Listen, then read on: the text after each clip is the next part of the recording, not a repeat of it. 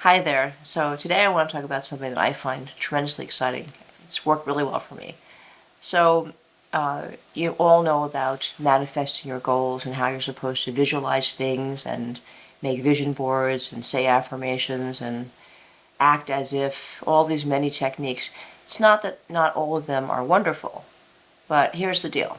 If you don't believe you can have any of it, you're not going to let yourself have it, no matter how many times you tell yourself or you imagine or you vision that you are. So the way to manifest your goals is to solve the real problem that you're having, which is not discussed widely in any of this literature that I have seen.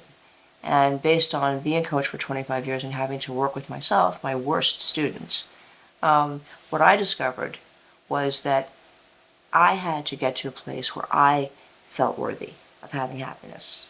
And that was a lot more difficult than any of these other external techniques of saying things or thinking things or whatever. And so I set about trying to find out why I didn't think I was worthy of being happy, because that was clearly what was preventing. Now, that's not to say that using wonderful techniques, and I'm especially fond of a few of the modern techniques, which another time we'll talk about what they are. But for now, I'm saying I've used lots of them with great success. But the core issue of why things manifest or not was because I didn't believe I deserved them. And this is a big idea. It wasn't because they couldn't or not possible. In fact, the one affirmation that I do say every morning that I'll share is, my seemingly impossible good comes to pass in miraculous ways under grace. That is the one thing I say over and over. And what that means is that I'm allowing for the possibility of things so far out of my perception, and that they occur when you use the expression grace. What I have discovered is that means you're not calling on karma.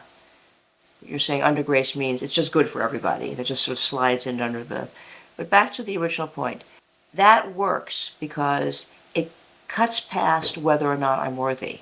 Because I'm saying impossible ways, meaning I'm accepting that I'm not really in a state where I can allow myself to receive the things that I'm asking for.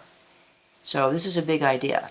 So I believe that the word of the day has helped me more in the last year or so, since I've been writing the books and teaching it and so on and so forth, to really in the morning ask myself, and this is before I even get out of bed, when I do the word of the day, I do the word of the day very often to find out how I feel about myself.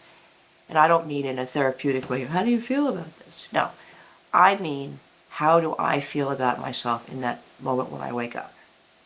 Am I, use a term from another discipline, am I in integrity with myself? Do I feel okay about how I am? Or am I already beating myself because I ate too much, or I didn't get something done, or I've overslept, or I forgot to do this, which is really what happens to a lot of us.